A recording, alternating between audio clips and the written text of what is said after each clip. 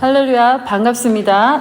새벽 설교로 이렇게 성도님들과 만나게 돼서 너무나 감사하고 기쁩니다. 두렵고 떨리지만은 우리 안에 좌정하신 성령님께 온전히 의지하면서 오늘 하나님께서 주신 생명의 말씀 욥기 4장 1절부터 11절 욥기 4장 1절부터 11절 함께 합독하시겠습니다. 제가 가지고 있는 구약 성경으로는 764페이지입니다. 다 찾으신 줄 믿고 우리 함께 한 목소리로 합독하겠습니다. 대만 사람 엘리바스가 대답하여 이르되 누가 내게 말하면 내가 실증을 내겠느냐?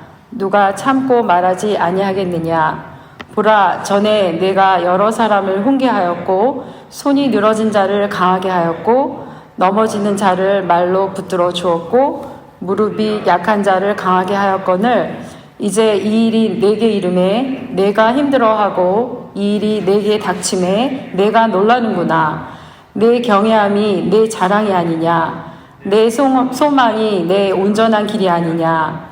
생각하여 보라. 죄 없이 망한 자가 누구인가. 정직한 자의 끊어짐이 어디 있는가. 내가 보건대 악을 밭갈고 독을 뿌리는 자는 그대로 거두나니 다 하나님의 입 기운에 멸망하고 그의 콧김에 사라지느니라. 사자의 우는 소리와 젊은 사자의 소리가 그치고 어린 사자의 이가 부러지며 사자는 사냥한 것이 없어 죽어가고 암사자의 새끼는 흩어지니라. 아멘. 저는 오늘 결과적 판단의 오류라는 제목을 가지고 욥기 4장의 말씀을 함께 나누려고 합니다. 제가 이 교회에 오기 전에 기독교 전문 상담소라고 하는 곳에서 행정 전도사로 섬긴 적이 있습니다. 특히 제가 섬길 때 코비드-19이 시작된 전후라서 상담의 전화는 넘쳐났습니다. 신학교에서 저를 가르쳤던 크리스천 카운슬링 과목의 교수님이 운영하시는 전문 상담소였는데 박사님 혼자로는 빗발치는 내담자들의 상담 요청을 다 봐줄 수 없을 정도였습니다. 그때 저는 정말로 많은 사람들이 우울증, 공황장애, 불안장애, 분노 조절, 가정폭력, 약물 중독으로 정말 힘겨운 삶을 하루하루 연명한다는 것을 절감할 수 있었습니다.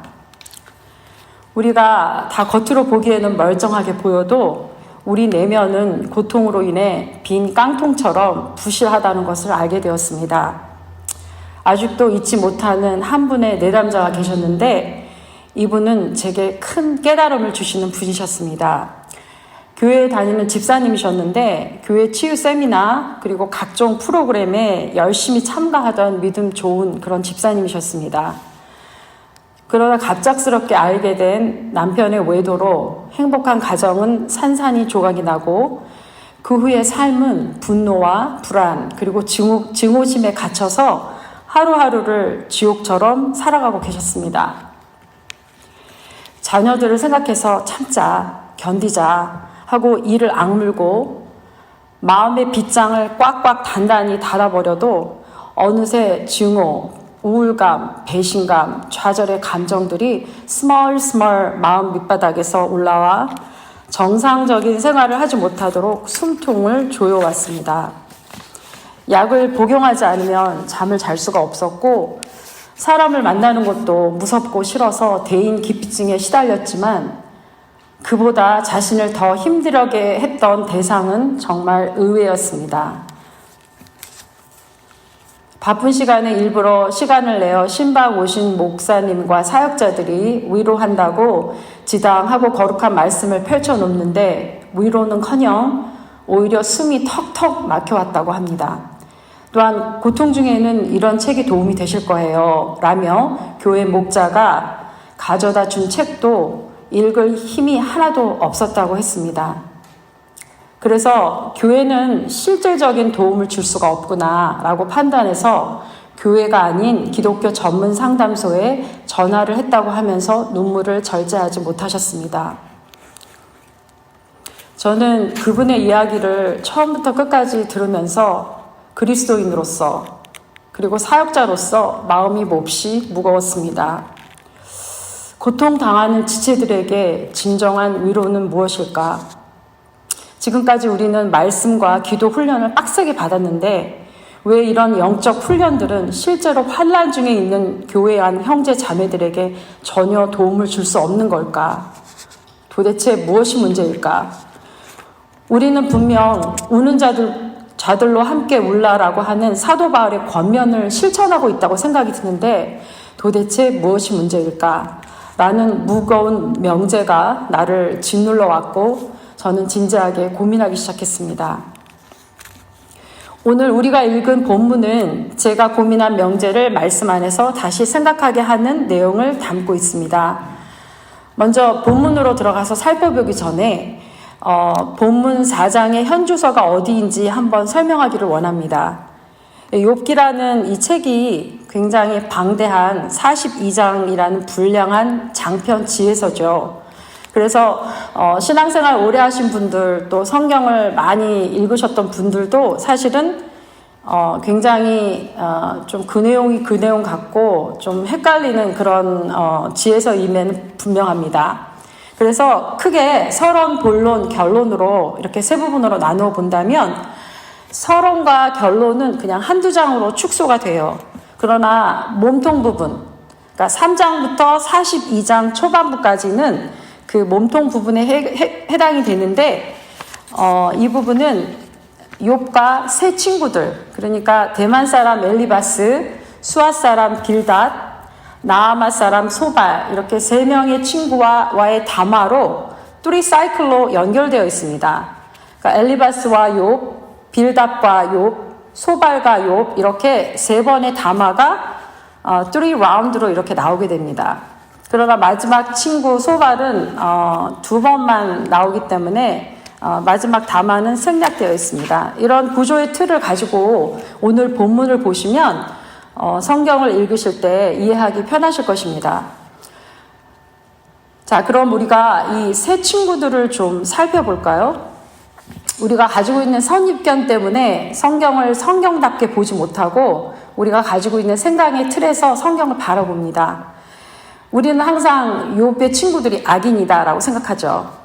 그러나 성경이 말하는 대로 우리는 읽어야 된다고 생각합니다. 물론 악인의 역할을 한 것은 맞습니다. 그러나 욥을 찾아온 친구들의 처음 모습은 지극히 진정한 위로자로서의 모습을 가지고 있었음을 발견할 수 있습니다. 비참한 친구 욥의 몰골과 무자비한 재앙 폭격 맞은 것을 목격하고 너무나 기가 막혔던 세 친구들은 겉옷을 찢으며 하늘을 향해서 죄를 날립니다. 여기서 성경에서 겉옷을 찢는다, 하늘을 향해서 죄를 날린다, 이런 표현들이 많이 나오죠. 이거는 히브리적으로 볼 때 굉장한 슬픔을 나타내는 그런 표현인데요. 이런 친구들은 일주일 동안 주야로 침묵합니다.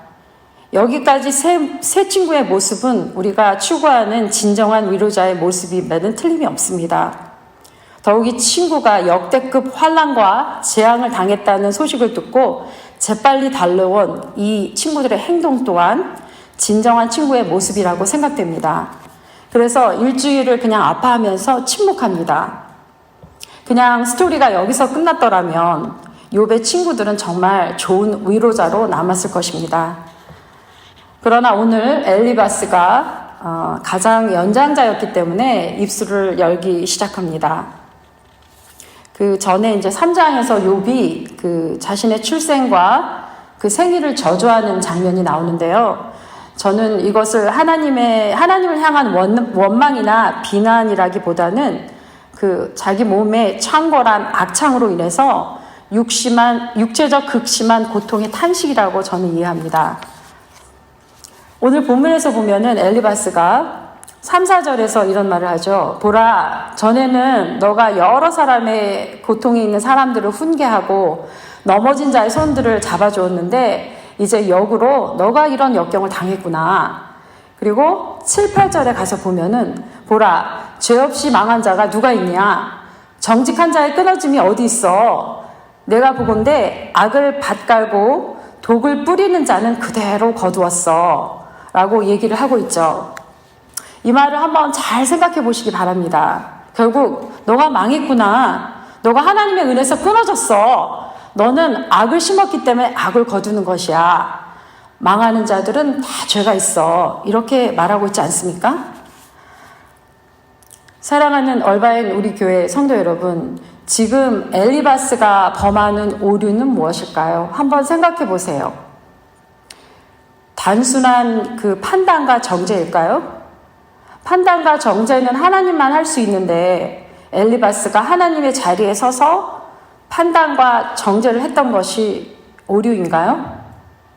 저는 그보다 좀 더 면밀히 살펴보면 또 다른 정확한 오류가 보입니다.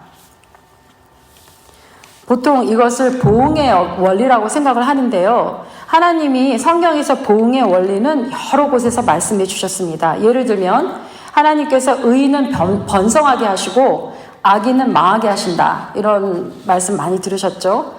또 우리가 너무나 잘 아는 신명기 28장의 말씀들, 내가 여호와 하나님의 말씀을 청종하면 이 모든 복이 내게 임하며, 또 잠언의 19장 23절의 말씀을 보면 여호와를 경외하는 것은 사람으로 생명에 이르게 하는 것이라.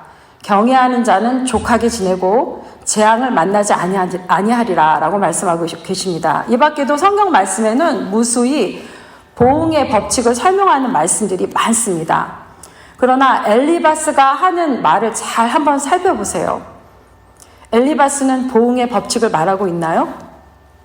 아니요. 엘리바스는 역보응의 법칙을 말하고 있습니다. 다른 말로 말하면 결과로 원인을 유추하는 오류를 범하고 있습니다. 이것을 영어로 distribute justice라고 해요. 엘리바스는 지금 너가 망했잖아. 그럼 반드시 죄가 있는 거지. 이렇게 결과를 가지고 원인을 유추하여 판단하고 있습니다. 그러나 하나님은 이렇게 말씀하시지 않으셨죠. 하나님은 우리에게 악인은 망할 거야 라고 말씀을 하셨는데 엘리바스는 너가 망했으니까 너는 악인이야 이렇게 말씀하고 있는 겁니다. 그러니까 너는 분명히 우리가 모르는 죄를 짓고 있어 라고 말하고 있는 것입니다. 여러분, 이 오류가 보이십니까? 엘리바스는 단순한 보응의 법칙을 말하는 것이 아니라 거기서 한 단계 나아가 추리된 법칙을 말하고 있습니다. 의인이 형통한 게 아니고 형통한 자는 다 의인이야. 악인이 망하는 게 아니라 망한 자는 다 죄지은 인간들이야. 성경에는 이렇게 추리된 역보응의 법칙을 말하는 곳이 한 군데도 없습니다. 저는 못 찾았어요. 혹시 성도님들 중에서 찾으시면 알려주시기 바랍니다. 망한 자들은 다 악인이다. 형통하고 번성한 자들은 다 의인이야 라고 말하는 성경 구절은 한 군데도 없습니다. 오히려 성경은 어떻게 말하고 있습니까? 이 땅에 사는 동안 악인이 형통할 수 있다라고 말합니다. 그러나 최종 심판이 기다리고 있다고 반드시 덧붙입니다. 오히려 성경은 행악자의 형통을 부러워하지 말라고 경고합니다. 행악자는 이 땅에서 잘 되는 것 같지만 그들에게는 미래가 없고 그들의 최후의 등불은 반드시 꺼진다고 경고합니다. 조금 더 나아가서 생각해 볼까요? 성경에는 수많은 의인들의 인생 스토리가 고통과 역경과 그런 연속으로 엮어져 있습니다. 사자굴과 풀무덩 불덩이에 갇혔던 다니엘, 또 형님들로부터 몸값 은 20에 애굽의 노예로 팔려간 요셉, 욥처럼 자신의 출생을 저주했던 예레미야, 가족들한테 뺨을 맞고 웅덩이에 갇히며 거짓 선지자라고 온갖 수욕을 면치 못했었죠. 또한 길거리에서 음란한 창녀랑 결혼해서 음란한 자식을 낳으라고 명령받았던 호세아. 에스겔 선지자는 어떠했습니까? 두루마리 책을 먹으라고 하셨고 인분, 사람의 똥에 구운 빵을 먹으라고, 그리고 죽은 아내의 장래에 절대 슬퍼하지 말거나 울지 말라고 명령받았었습니다. 복음을 전하다가 수없이 매를 맞은 바울. 옥중 생활은 기본이고 배가 파손되어서 죽을 고비를 여러 번 넘겼었고 헐벗고 굶주리고 몰매 맞았던 것들을 기억합니다. 그리고 마침내 참수형으로 생을 마감했었죠. 또한 요한을 제외하고 모두 순교당했던 예수님의 제자들. 그리고 마지막으로 고통과 고난의 극치, 하이라이트를 이루신 우리 주님. 하나님이시면서 피조물의 형상을 입고 우리에게 구원의 길을 자처하신 우리 예수님. 조롱과 멸시, 로마 병정의 살점을 낚아채어치는 그 채찍에도 순순히 십자가를 지셨던 우리 주님조차도 꽃길이 아닌 가시밭길을 걸으셨습니다. 엘리바스의 논리대로라면 제가 위에 나열한 성경 속 모든 인물들이 지은 죄가 많아서 폭망한 것이라고 말해야 합니다.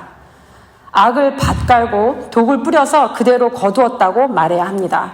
정말 그렇습니까? 그렇지 않습니다. 보응의 원리는 성경적이나 역보응의 원리, 즉 결과를 보고 판단하는 원리는 비성경적입니다. 여러분 이것을 놓치지 않기 바랍니다. 욥기에서 이것이 계속 몸통 부분에서 42장까지 두 번째 친구, 세 번째 친구 다 똑같은 원리로 욥을 공격하고 있는 것을 볼 수 있습니다. 그래서 오늘 본문 4장에서 엘리바스는 자신의 인생 경험을 바탕으로 해서 가르치는 선생의 모습으로 나타나고 있고요. 그리고 내일 본문을 보면은 12절 이하에 보면 자기가 환상을 보고 신적 계시를 통해서 욥을 또 가르치고 있습니다. 더 나아가 또 엘리바스의 두 번째 담화 15장에 나오는데요. 거기서는 유죄를 판결하는 검사의 모습으로 비춰집니다. 22장인 마지막 담화에서 엘리바스는 억울한 누명을 쓰는 거짓 증인의 모습으로 욥을 정죄합니다. 점점 갈수록 판단하고 정죄하는 강도가 심화됩니다. 사랑하는 성도 여러분, 우리 예수님을 한번 살펴볼까요? 요한복음 9장에 보면 예수님의 행적에 그 날 때부터 맹인된 사람이 등장하게 되죠. 이때 제자들이 그 맹인된 사람을 보고 예수님께 이렇게 질문합니다. 라삐여, 이 사람이 맹인으로 태어난 것이 누구의 죄 때문입니까? 부모의 죄 때문입니까? 당시 유대 관습과 전통적 가치는 그런 생특적 맹인들을 바라볼 때 하나님께 저주받았다고 생각하는 것이 지배적인 생각이었습니다. 그러자 예수님께서 대답하시죠. 이 사람은 그 부모의 죄로 인한 것이 아니라 그에게서 하나님이 하실 일이 있단다. 그리고는 땅에 침을 뱉어 진흙을 익혀서 그의 눈에 바르시고 실로와 물가로 가서 씻으라고 하시죠. 예수님의 말씀대로 순종한 맹인은 실로와 물가에 가서 씻고 밝은 눈으로 돌아왔다고 성경은 기록하고 있습니다. 예수님은 맹인을 대하실 때 그의 보지 못함을 긍휼히 여기시며 그의 필요를 채워주셨지 그에게 한 번도 너가 이렇게 된 것은 너의 죄 때문이다 라고 그 고통의 원인을 한 번도 언급하지 않으셨습니다. 38년 된 병자에게도 혈류증이 있었던 부정한 여인에게도 개 취급을 받았던 사마리아 여인, 이방 여인에게도 예수님은 한결같이 그들이 가지고 있는 고통의 원인과 슬픔의 결과를 가지고 접근하지 않으셨습니다. 간음하다가 잡혀온 여인에게 예수님은 뭐라 그러셨죠? 나도 너를 정죄하지 않을 거야. 그러니 다시는 죄를 짓지 말라 라고 권고하셨습니다. 저는 늘 고민이 있을 때마다 성경으로 돌아갑니다. 제가 초반에서 말씀드렸던 그 전문 크리스천 카운슬링에서 그 내담자가 저한테 던졌던 그 질문을 가지고 고민하면서 예수님은 어떻게 하셨지? 라고 성경을 참고해 봤습니다. 예수님만큼 하나님과 동일 본질이시며 능히 사람의 죄와 고통을 훤히 뚫어지게 볼 수 있는 그런 분이심에도 불구하고 예수님은 그렇게 하지 않으셨습니다. 우리도 그렇게 해야 합니다. 판단하고 정죄하실 분은 오직 하나님밖에 없습니다. 우리가 그 하나님의 자리에 앉아서 우를 절대 범하지 말아야 합니다. 오늘 주신 말씀을 가지고 한번 우리 자신을 한번 검토하는 시간을 가졌으면 좋겠습니다. 지금 말씀을 들으면서 혹시 과거에 내가 입술로 환난 당하는 성도나 이웃을 정죄하고 판단하는 말을 했던 적이 있다면 오늘 기도하실 때 회개의 기도를 하나님께 드려보시길 바랍니다. 우리는 이웃에게 그들의 고통을 함께 나누고 그들의 필요를 채우려고 하는 진정한 위로자입니까? 아니면 원인을 파헤치고 뭔가 설교하려고 하는 유죄를 선언하는 검사입니까? 저는 우리 공동체가 현재 새로워지기를 굉장히 갈망하는데 우리 공동체가 하나님께서 그런 외향적인 모습들, 교회의 이름을 정해주시고 담임 목사님을 인준해주시고 교회의 리더들을 세워주셔서 외적인 모습들은 다 차차 갖추어 가는데 우리 내면이 변화돼야 된다고 생각합니다. 우리 가운데는 환우들도 많고 어려움을 겪는 지체들이 많이 있습니다. 우리는 과연 그렇게 환난당하는 지체들을 어떠한 눈으로 바라보고 있습니까? 겉으로 위로하지만 속으로는 살며시 정죄하지는 않습니까? 경청하기보다는 가르치려 들지 않습니까? 사도 바울은 로마서에서 우는 자들과 함께 울고 즐거워하는 자들과 함께 기뻐하라고 권면합니다. 고아와 과부를 환난 중에 돌아보라고 권고합니다. 야고보 사도는 입에 재갈을 물리고 혀를 제어하라고 우리에게 권고합니다. 유능한 상담가는 말을 많이 하지 않습니다. 또한 저명한 시인들의 시는 간결하고 짧습니다. 사랑은 말을 많이 하는 것이 아니라 그냥 들어주는 것입니다. 우리 모두 경청하는 성숙한 공동체가 되기를 간절히 소망합니다. 기도하시겠습니다. 하나님, 고통이라는 불청객은 우리의 삶 가운데 불쑥불쑥 찾아옵니다. 우리가 알 수 없는 그런 고통들, 천진무근한 아이의 죽음, 세월호 참사와 같이 그 젊은 청소년들의 그 너무나 받아들일 수 없는 죽음, 911 테러와 같이 보통 사람들의 무고한 죽음들, 인도의 쓰나미로 인해서 바닷물에 휩쓸어 가진 수많은 생명들, 지진으로 인해서 갑자기 생과 사를 달리했던 수많은 사람들, 주님, 우리는 그 고통의 원인을 알 수도 없고 또 타인의 고통을 설명할 수도 없습니다.